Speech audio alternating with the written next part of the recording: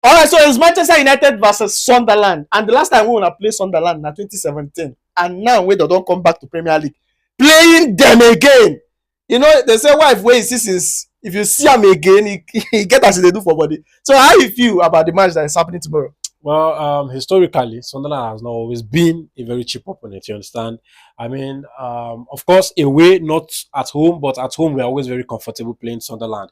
And I don't think anybody should be looking at the Manchester United of old versus Sunderland because where if you want to compare what we used to do to Sunderland before, that means you're comparing when United used to be dominant. You understand? This is a new era. We are facing new troubles now. You know, the circumstances around the club right now is completely different. In fact, we've departed from what we used to be before. You grab. So right now is a whole different ball game between me and Sunderland. But hopefully, with all things in place, I think Sunderland has not been easy. They lost only one game since. Exactly. So they've not been easy. You understand? I think they're one of the most informing team in the league.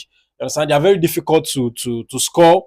They have they can last in the game. Plus, Granit Xhaka is one player that is there doing incredible a job for them. And I think I was listening to one of the Sunderland fans saying that since he's been Sunderland fan since 25 years, Granit Xhaka has been the best player for them in the club. You understand? This is a club that has Ryan Sessegnon, that have Lee Cattermole. You understand? They have good players, and yet if they are mentioning the Granit Xhaka as the best player they've seen in the last 20-25 years, that tells you where they are at the moment. And I believe that we should take them very seriously. All right, so now you guys are facing them tomorrow. How do you feel your coach was set up?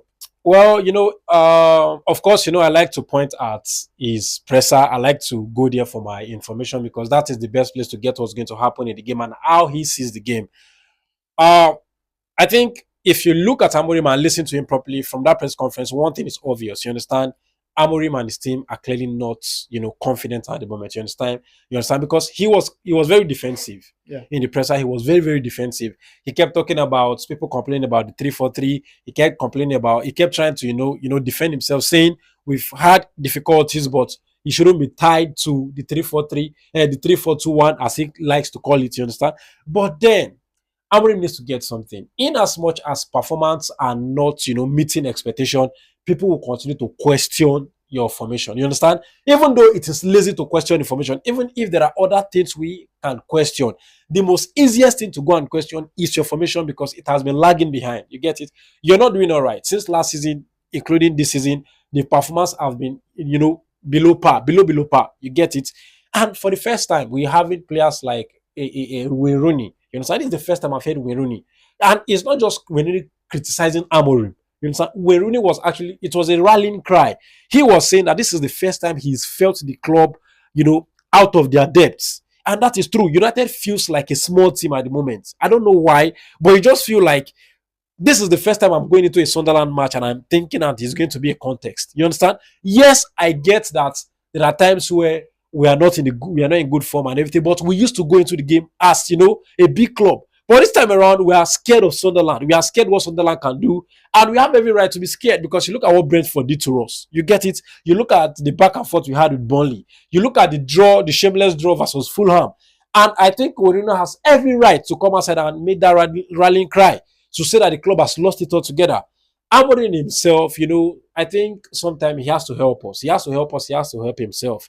Yes, I understand that, okay, people are saying that the information regarding him, leaving the job in November and Carrick coming inside is not concrete. You understand? At the moment, nobody can tell what is concrete, of course, because we have top journalists saying that Carrick has been picked to be the coach that is going to serve as the interim while he leaves in November. But Laurie Whitwell just came out yesterday to say that those information are not particularly concrete because even though there are people in the board who favors that Amorim should leave, Ratcliffe and Joe Glazer, which are the chiefest people in the whole information cycle, who are the people who are going to make the final decision on the whole thing, have come out to say that they want to give Amorim more backing. You understand? They want to back him a little, probably maybe for the whole season and then see where it ends. You understand?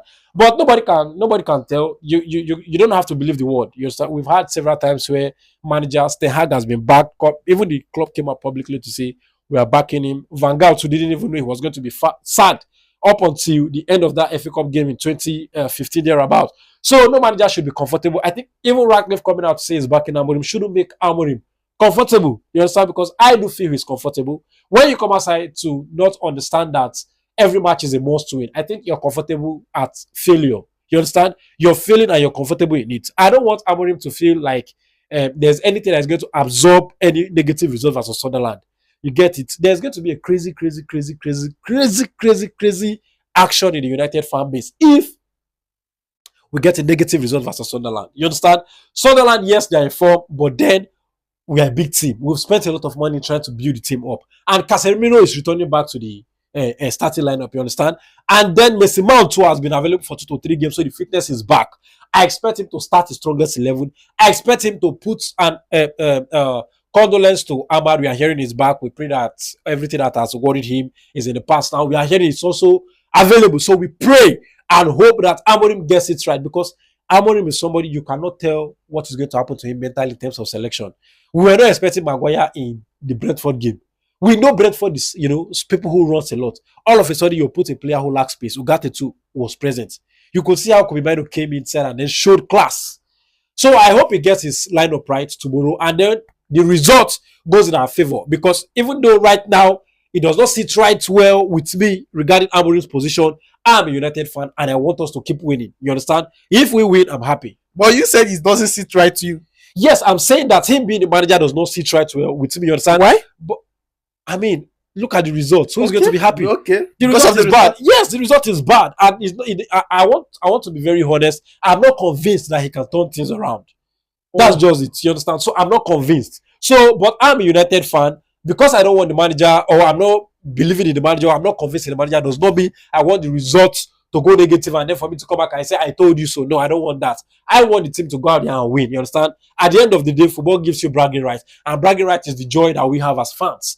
You understand? So I want us to win tomorrow, get up to 10 points, and then go to the international break. Everybody freshen up, and then we'll come back and take it from there again. All right. So it seems like Amorim punishes, players that didn't do well in their last match. Then tomorrow, are you expecting to see Lamens, Bayandi, and that of Maguire into the squad? Well, there's been a lot of shout in the the fan base regarding Bayandi. You understand? Bayandi has had 54% saving ratio, which is the worst in the league. You understand? The third goal we considered versus Brentford was senseless. Even the first goal, useless. You understand? I don't even want to talk about the first goal, because the first goal was a close range shot, and then the ball swung. You understand? It went one direction and then swerved to the other. But the third goal came right at the center of the goalpost. Even the person who shot wasn't going to celebrate. He just shot, you understand? And then all of a sudden he celebrated. He was even surprised. Bayani couldn't save it. So if we are saying that Lamen should be in goal, I think we have every right to make that claim. Amorim tomorrow, you understand? I'm not saying that we should be dictating to him what player to start or what player not to start, but let him get his lineup right tomorrow. Let him not come outside again and say that the characteristic that he was expecting to get was not there. The players didn't perform the way they trained. No. We are not taking that excuse. Tomorrow, I want him to set the team up to win. Yes, everybody's in the team now. His preferred 11 is available. You understand? So I want him to get it right tomorrow. All right. Are you backing Sesko again to go there tomorrow and smash it again? Because it seems like after the goal he scored last match, people are not really talking about him. Everybody is now talking about Cunha, who refused to pass and make some, kind of terrible decisions in the match. Cunha actually had a negative highlights from the Brentford game, because everybody could see that he was selfish and he was trying to, make the game all about himself. But I get him, you understand? He's under pressure. He wants to score, but he should put at the back of his mind that the general result from the team matters more. Over time, the goals will come. You understand? The goals might not come now or tomorrow, but the goals will definitely come. At the same time, I think that I miss Messi Mount. You understand? The final third, the pressing has been, a little bit off. But Messi Mount is free. That's what I'm saying, that he has not been starting because Sesko is starting. You get it? So that is why when you asked about Sesko, that's why I'm actually answering this one now. What I'm saying is I want Sesko to be on the bench. Not because I don't trust Sesko to score, but because in the general, the way we play generally, the way we press in the final third is very significant to the overall shape of the team. If the front is not pressing well, the midfield is very thin to accept the pressure. You understand? So we need to, first of all, kill the pressure from the first line of defense, which is the attack, before it comes to the midfield, and then the defense absorb it all. You get it? So because of that, I want Mount to start an Ekwa in the number 9 position, just like we've been doing before Mount's injury. Sesko can always come from the bench. He has scored his first goal, so he's relaxed now. He can come in 60, 70 minutes and then do his thing. All right, last question. Casemiro, Ugarte, or Casemiro, Kobe Mainoo? That's why I'm saying that the preferred 11 is already there. You don't even need to mention Ugarte to me. If I have a choice, Ugarte should be banned from the team. You understand? He does not give us anything. He makes no impact. Every time I see that guy on the pitch, I'm sad. You understand? And another player again that irritates me the most is Dalot. You understand? Dalot is one player that has been in the club for long enough time to have common sense, and yet he has been a retard the entire time. So I want Ugarte, Dalot not to be in the plan for tomorrow's game. At no point tomorrow should Dalot be allowed in that team. But Mazarawi is not around. So... But Ahmad is back. Give him the wing back position. So Ahmad is back. And there's no crime in Ahmad playing 90 minutes. All right. There's no crime. All right. So Manchester United fans, what's your thought about this match? Let me know your thought down below in the comment section. And don't forget to follow us on all social media platforms at Football 96247, and also subscribe to our YouTube channel. Thank you for watching, and see you on the next one.